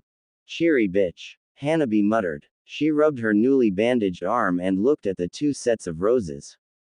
She picked up her sister's card, planning something she could add and send it back. She turned it over. There was more writing. It read, P.S. I'm going to tell everyone you molest me in my sleep. Hanabi found herself laughing at the absurdity of the card. Sometimes, she really thought her sister was mentally challenged. The door to her room opened and for a fleeting second she was hoping it would be the blonde idiot she couldn't stand. He was haunting her thoughts for the past couple of days. She was kind of disappointed and quite frightened when Tsunade entered the room. Hanabi couldn't say the Hokage walked into the room, she'd be lying. People, who were 5 feet 7 inches tall, walked with aristocratic grace, rumored to be incredibly strong and radiated so much power that crowds part before them don't walk into a room, they entered.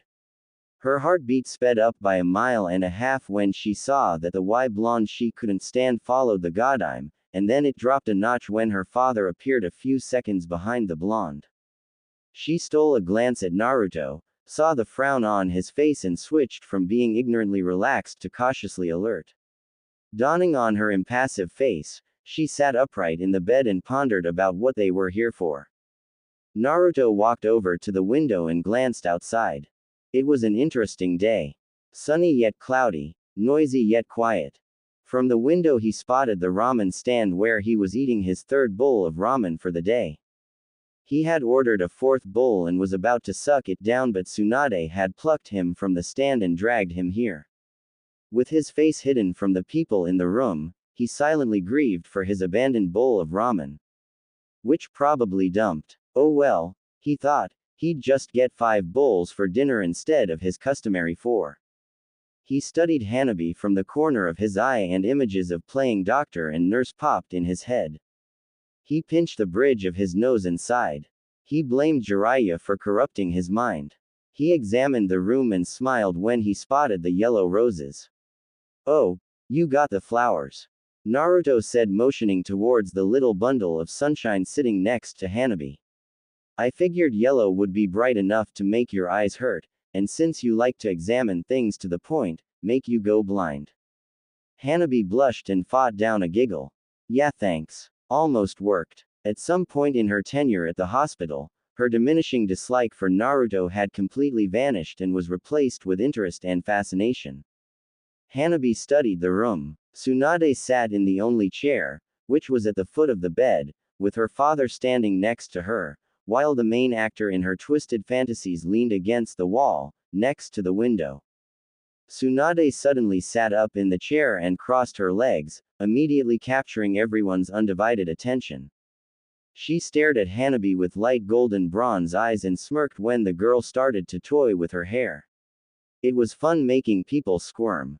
Leaning forward in the chair she said, "So I went back to my office, found it quite clean, and told myself that you two," she tilted her head towards Naruto, "did a damn good job. But imagine my surprise when I found out that you were in the hospital and my two Anbu guards cleaned the office." She sat back in her chair. "Care to tell me what happened?"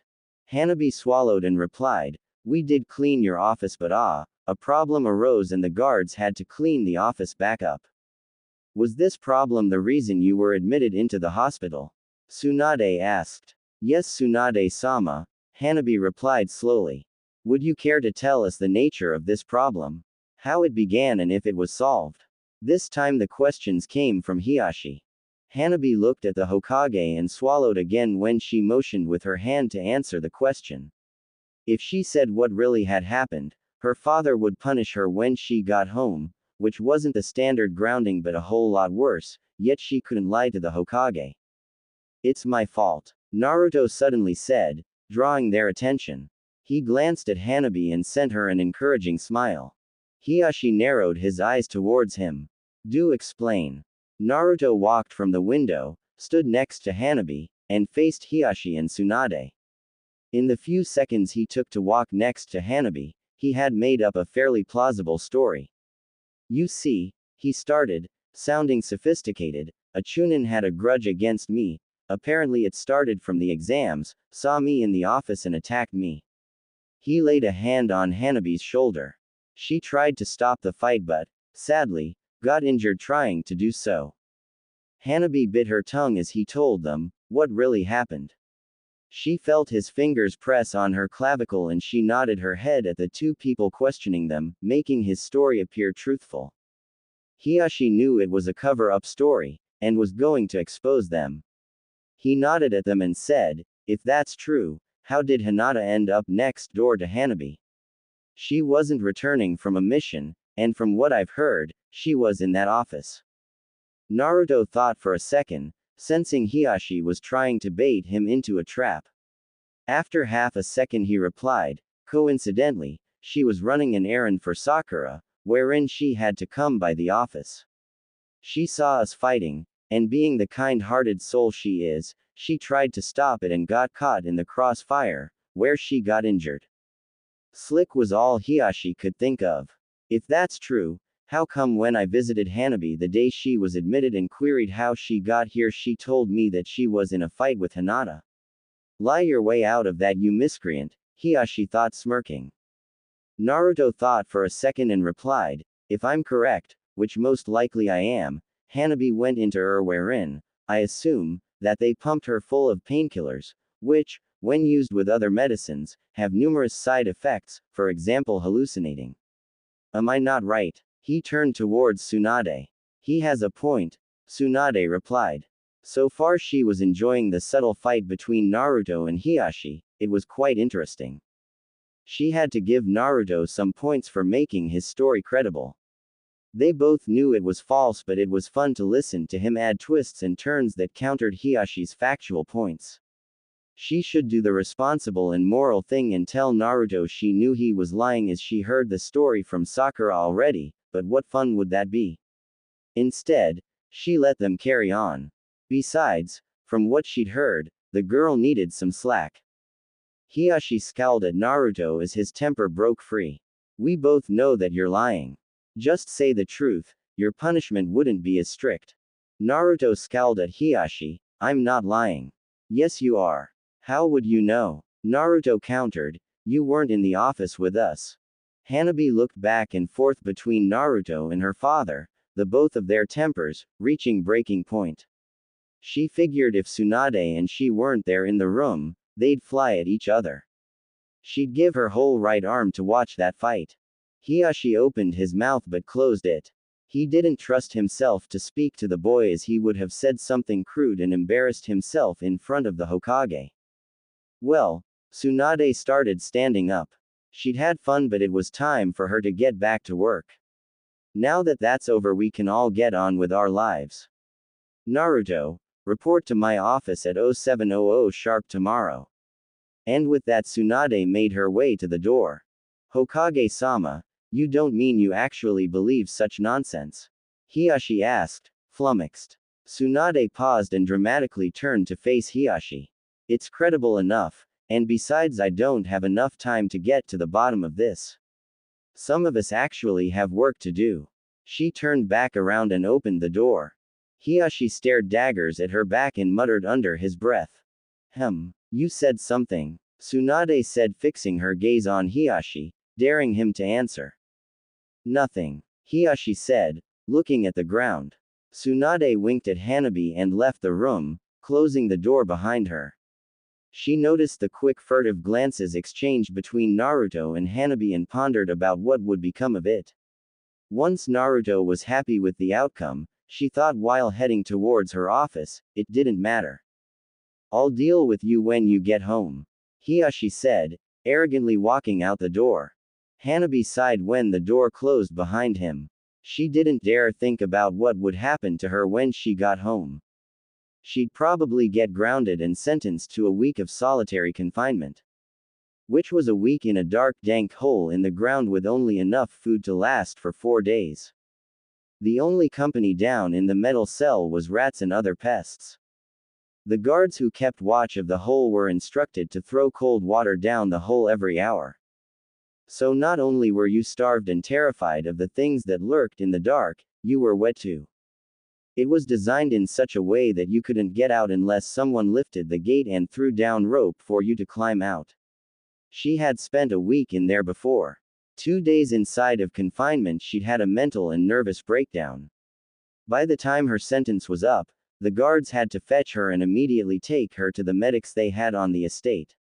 She shivered at the memory. It was at that time that she learned how cruel her great clan was. She ran her hand through her hair and jolted when her thumb brushed Naruto's hand. She'd almost forget he was there. That was fun, Naruto said, walking back to the window. He spotted Hiyashi walking on the sidewalk and wished he had some shuriken to throw at his head. You idiot. Do you know what you just did? Naruto jolted and turned around, staring incredulously at Hanabi, who was staring daggers at him, temper flaring. I just saved your. Naruto replied, thinking she looked cute when she got mad. It was then that he decided to give in to the idea that was plaguing him for the last few days. No, you did not, Hanabi said, moving to the edge of the bed. You just put me in more trouble. Naruto merely shrugged and walked back to the bed, with a smirk on his face. Hanabi saw his smirk and her temper just escalated. You think this is amusing? No, it's not. You have no idea how cruel my father can be. You fool. He knows you lied, and when I get home he's going to. Hanabi was cut off mid-rant when Naruto pulled her towards him. Naruto brushed his lips over hers and her mind blanked out. You're cute when you're mad. Naruto whispered and kissed her again, harder this time. He gently pushed her head back and she fell back on the bed. See you later. And with that said, he jumped out the window. Hanabi stared at the ceiling, her mind slowly returning to its senses. Did that idiot just kiss me? More importantly, did I like it? She thought for a moment. Hell yeah. A nurse opened the door. Hyuga-san, you're cleared to leave, just sign these forms. Hanabi turned her head towards the nurse. Wah. The nurse frowned. Your release form. Hanabi jolted out of her daze and sat up. The nurse handed her the form. She signed the bottom and gave it back. The nurse smirked at her, and left. She licked her lips and went into the bathroom to change her clothes. She'd figure out what to do after she went home and suffered from her father's punishments.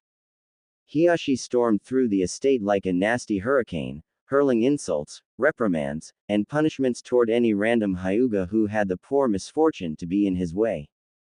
Get me Neji, Hiyashi ordered, bursting through the door of the main house, shouting at a new servant. He walked through the foyer, into the hall, knocked a vase over, and went back into the foyer. Why the hell are you still here? The confused, now terrified, servant dropped the tray she was carrying on the floor and bolted out of the door, heading towards the branch family. Hiyashi glared at the mess on the floor and kicked it. How dare that boy lie for Hanabi? He stormed down the hall towards the kitchens. He'd noticed the quick furtive glances Naruto was sending toward Hanabi and it pissed him off. He'd tried to keep Hinata from associating with him, even going as far as forbidding her to talk to him, but her compassionate side made their meeting inevitable. He'd be damned if he let the boy corrupt Hanabi. He stalked over to the fridge, grabbed a bottle of water and paced around the beige and black marble island, in an attempt to calm himself down. He paused when he noticed the servants in the kitchen staring at him. He glared at them. Get out. Stop whatever you're doing and get out. The servants stared at him, trying to figure out if he was serious. If he sent them out now, that would mean dinner for the entire estate would be late. Everyone in the estate ate dinner at the same time. The head cook, a burly old woman with hair so white it matched her eyes, stepped towards Hiyashi. Hiyashi-sama, you can't possibly mean to tell us get out. The cook started wiping her hand on her green apron, which matched the green seal on her forehead. That would mean dinner would be late. The other cooks and servants in the kitchen stared at her in awe. They couldn't believe the old cook was standing up to one of the main branch members, Hiyashi no less. The members of the main branch had a tendency to use the seal as a form of quick punishment and amusement on innocent and unsuspecting branch relatives. Hiyashi stared at the old cook in shock. Excuse me, you're disobeying an order. Yes, I am. The old cook straightened her posture and raised her chin defiantly in the air. Dinner hasn't been late in the main branch since I became head cook. I've been head cook for 29 years. I'll be damned if dinner is served late because you're throwing a tantrum. Hiyashi glared at the cook and became angrier when she didn't even flinch. Get out. Hell to the no. Hiyashi raised his hand to form the cursed seal hand sign. Try it, Hiyashi, the cook said, drawing a stained butcher knife from out of her apron, and goddammit, we'll fight to the damn death in this kitchen. Uncle. Everyone turned to see Neji standing in the doorway, leaning on the door, his chest heaving. He took in a breath and walked toward Hiyashi and the cook. Please forgive him, Mame Haba-sama, Neji said, bowing to the cook. He's had a trying day. Don't mind him, please do get back to work. The cook made a rude noise and went back to her stove. Hiyashi opened his mouth to say something, but Neji pulled him out of the kitchen. His uncle could be a handful at times. He wouldn't know what the branch family would do if he wasn't around to deal with Hiyashi when he threw one of his temper fits. According to Hiyashi, grown men didn't have tantrums. They entered the courtyard and Neji motioned to the people who were lingering around to leave. Some hesitated, but after they glanced at Hiyashi they vanished. Now, Neji started, sitting on a bench that was under a magnificent oak tree. You should know better than to pick a fight with Mame Haba-sama. You know how she goes. Hiyashi narrowed his eyes at Neji and ignored the mild reprimand he just received. It's my damn kitchen. Neji sighed and shook his head at his uncle. He'd been pampering Tenten when a servant from the main branch pounded on his door, shouting that Hiyashi was having tantrum and requested him. He'd fly to the main branch in fear and panic. The last time Hiyashi threw a tantrum, all the servants, except Mameha, were on the floor, either unconscious or writhing in pain, clutching their foreheads. He'd had to call in Sakura to help with the injured as the medic ninja they had on the estate had their hands full. After the council was nursed back to health, they'd sentence Hiyashi to anger management sessions, which did more harm than good. He grimaced at the memory. He glanced at Hiyashi, and was relieved when he saw that his temper was receding. So what coerced you to grace us with your temper? Neji asked quickly, wanting to get back to Tenten. He didn't want to leave her alone in her state. She was in her final trimester. In a couple more months he'd be a happy father of 2. Hiyashi frowned at Neji. I won't hold you up. I know you want to get back to Tenten. Hiyashi still couldn't wrap his mind around the idea that his nephew was married and a father-to-be. Hiyashi turned to face Neji, face impassive. Tell me exactly what you heard about Hinata and Hanabi. Neji donned his impassive face. Hinata had told Neji what happened herself and she made him promise not to tell Hiyashi. If Hiyashi found out that Hinata beat the hell out of Hanabi, he'd have her sealed, and despite how Hinata acted towards her sister, she really wanted to spare Hanabi the pain of being sealed. He knew Hanabi told Hiyashi that Hinata attacked her, but Hinata had told him to tell Hiyashi that Naruto broke up the fight.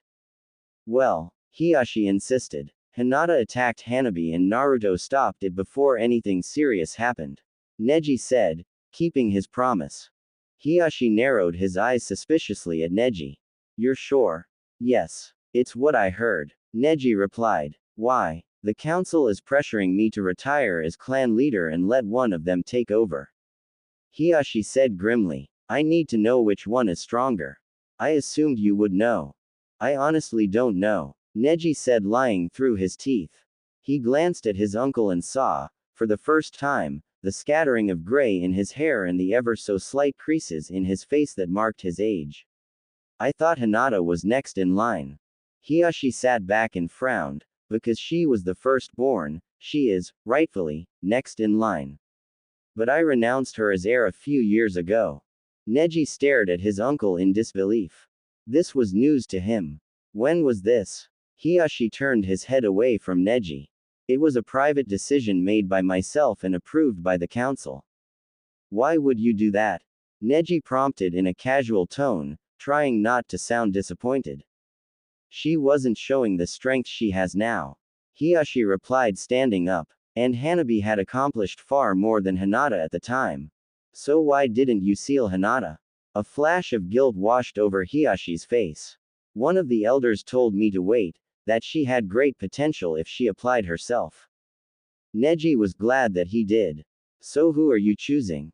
I honestly don't know. Hiyashi said, I want Hanabi to be clan leader, but I can see Hinata as clan leader also. Neji thought for a second, and then asked, why do you want Hanabi as leader? Because she's traditional. Hiyashi quickly said, turning his face away from Neji, hiding the real reason why he wanted Hanabi as leader. In other words, Neji said, clearly seeing Hiyashi's main reason, you can control Hanabi but not Hinata. I have no clue what you're talking about. Hiyashi said, trying to avoid eye contact with his nephew. That if Hanabi became leader you would still run the clan because you can manipulate her. Neji stated. I could never hide anything from you. You get that from your father. He saw through everything. Hiyashi said, smiling. If I had my way I'd name you leader. You're the strongest and one of the wisest in the clan.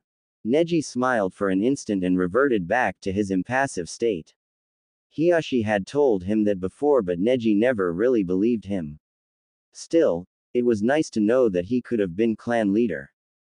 I have to name the new leader at the next meeting, Hiyashi stated, walking back to the kitchen. I want you to be there. Your vote has considerable weight. It's in 2 months, so stay free. Neji opened his mouth to ask a question but closed and let Hiyashi walk off. He'd have to warn Hinata and Hanabi. He'd warn Hinata first though. He thought Hinata would be the better leader. Besides, the position was rightfully hers to begin with. He didn't think Hanabi had the patience or the dedication to be a leader. But nevertheless, he'd tell the both of them. He followed Hiyashi's steps into the kitchen and was pleased to find out that all was in order. He turned the corner and walked into Hanabi. Watch where you're going, you asshole. Hanabi said reflexively before looking at who walked into her. Aren't we in a pleasant mood today? Neji said, picking up the bag she was carrying. Neji, Hanabi exclaimed. She turned her head in embarrassment. Sorry about that. It's okay. Neji handed over her bag. If you're not busy, could you and Hinata pass by me tomorrow? I have something I need to talk to you two about. It's quite important. Hanabi nodded and watched Neji walk off. She wondered what Neji wanted. She'd think about it later. Right now all she could think of and wanted to think of was Naruto. She floated unnoticed to her room on a cloud of fantasies. She fell out of her cloud when she saw a note lying on her bed. She picked it up and read it. Meet me on the training grounds. In the forest at 7. We don't want Hanabi following you like the last time. So take a complex route and stick to the shadows.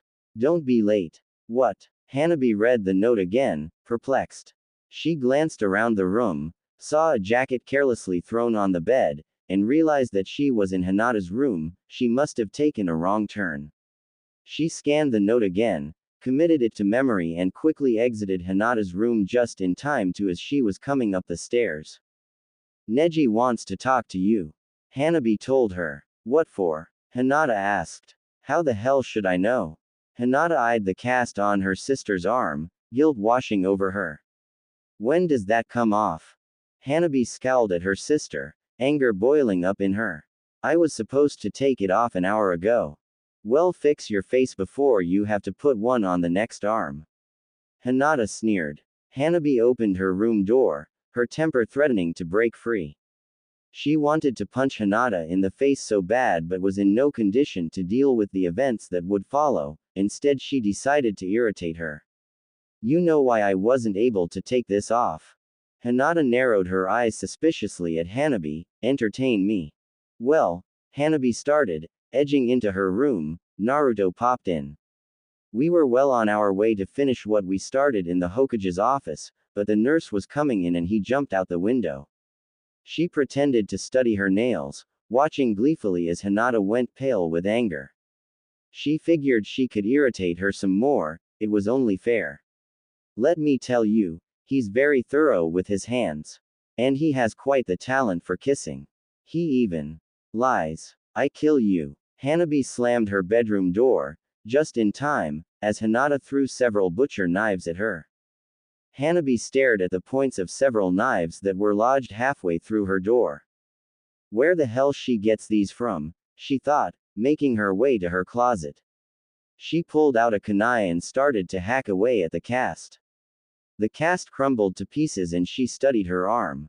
Due to a lack of exposure to light, it was a little paler than the rest of her body.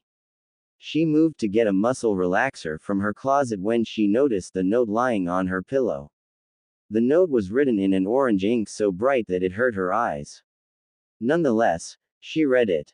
Hanabi read the note twice, excitement swelling up inside her. Dinner was at 7, and after dinner was when her father usually handed out his punishments. Was she really going to skip dinner and her punishment hearing just to go meet Naruto somewhere? Hell yeah. She glanced around the room suspiciously and slipped the note under her shirt. She glanced at the clock ticking on her wall. 6 o'clock. She had enough time to get there. She walked over to her window. Her only problem now was getting off the estate without being noticed. She'd have to sneak through the Branch family's secret tunnel that led out to the forest east of the estate. Tricky, as the tunnel was hidden in plain sight, but not impossible. With her first problem solved, she walked over to her closet to solve her second problem, what the hell she was going to wear. Glancing at the clock, she dived into the deep crevasse of her closet, hoping to surface with something presentable to wear. She heard Hinata slam her door and thought for a second. The note she read in Hinata's room had said 7 also. She had to make a choice.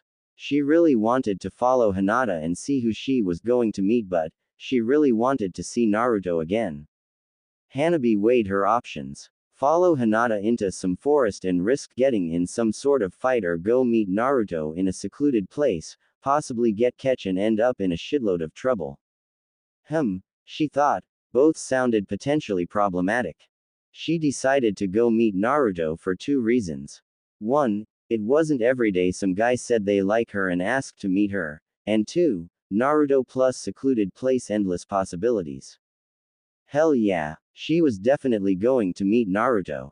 Hanabi studied herself in the mirror and mentally patted herself on the back. She'd managed to assemble an outfit that was cute, and innocent in 15 minutes, beating her previous record by a whole hour. She contemplated putting on lipstick but decided against it. If someone spotted her when she was sneaking out, and saw the lipstick, they'd assume things and start more rumors. Hanabi glanced at the clock. 6:30. She had 30 minutes to sneak out the estate and get to Naruto.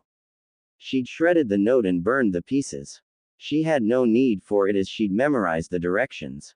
With one last look in the mirror, she slid her foot in her shoes and slipped on a black cloak.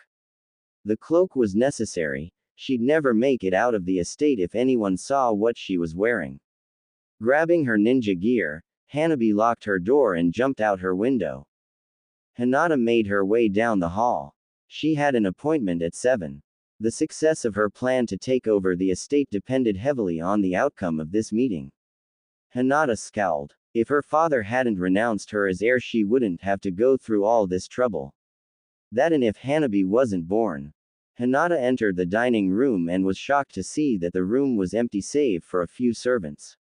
Usually her father was seated at the head of the old cedar table, Hanabi next to him on one side, Neji on the other side, and Hinata opposite Hiyashi with a few elders scattered between them.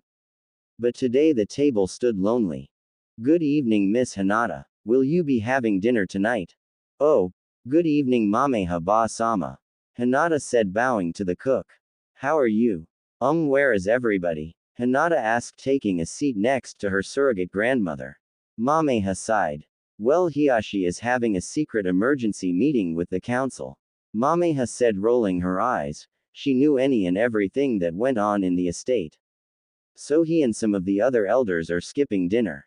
Neji's with Tenten, so he's out, and one of the guards just told me little Hanabi sneaked out of the estate.